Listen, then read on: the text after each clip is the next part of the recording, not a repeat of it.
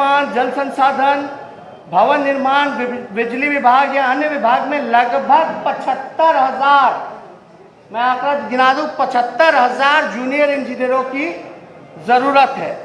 इसके जो cabinet meeting होगा, पहले दस्तखत से लगभग 10 लाख नौकरियां निकाली जाएंगी।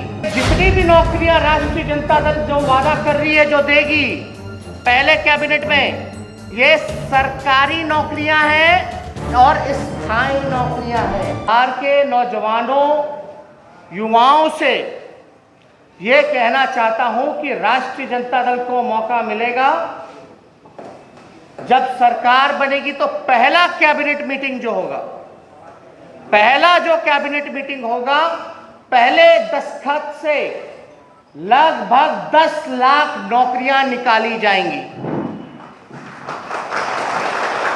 10 लाख नौकरियां निकाली जाएंगी और ये वादा नहीं है, मजबूत इरादा है। हम लोग झूठ नहीं बोल रहे।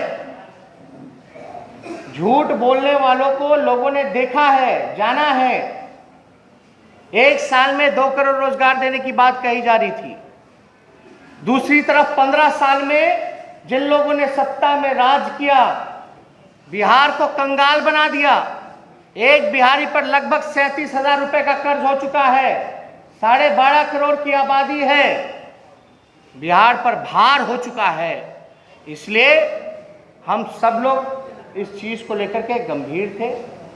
आप लोगों ने देखा होगा विधानसभा में बेरोजगारी को लेकर के जो आवेदन जिन लोगों ने भरने का काम किया रोजगार के लिए, चपरासी की नौकरी में, ड्राइवर की नौकरी में लगभग 5.5 लाख आवेदनें जो हैं वो जमा की गई, केवल 250 पदों के लिए।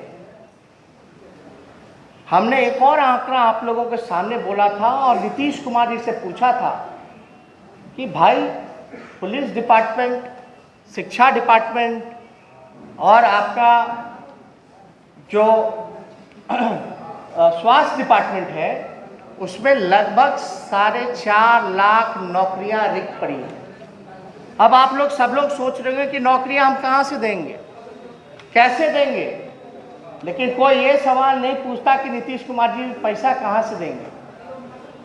अब तक तो सृजन नहीं किया रोजगार, नियोजनों के नाम पर ठगने का काम किया।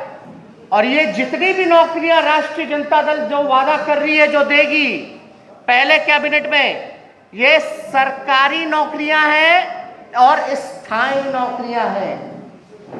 सरकारी नौकरियां और स्थायी नौकरियां हैं। बिहार पुलिस का जो स्ट्रेंथ है वो 1,26,000 ही है।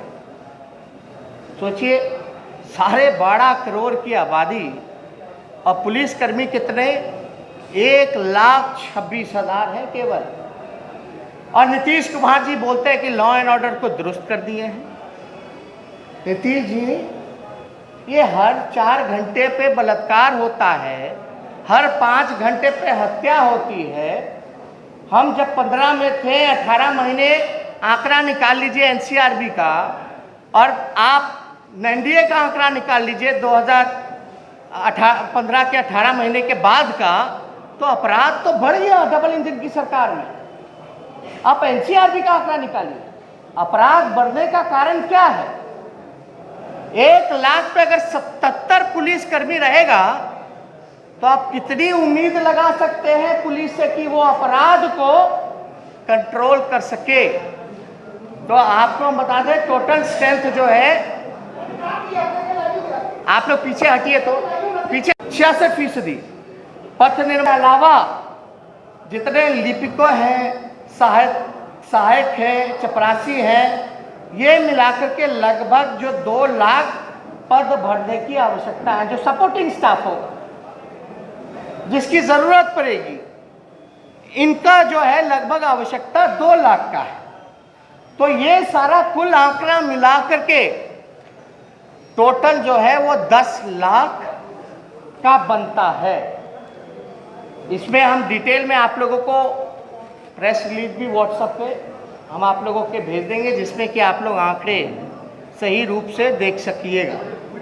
तो मेरा ये कहने का मतलब है कि 4.5 लाख तो रिक्त पदें थी और जो आवश्यकता था, जो मानकों से उसको मिले 15 सालों में रोजगार का सृजन करना चाहिए था, वो हो सकता था।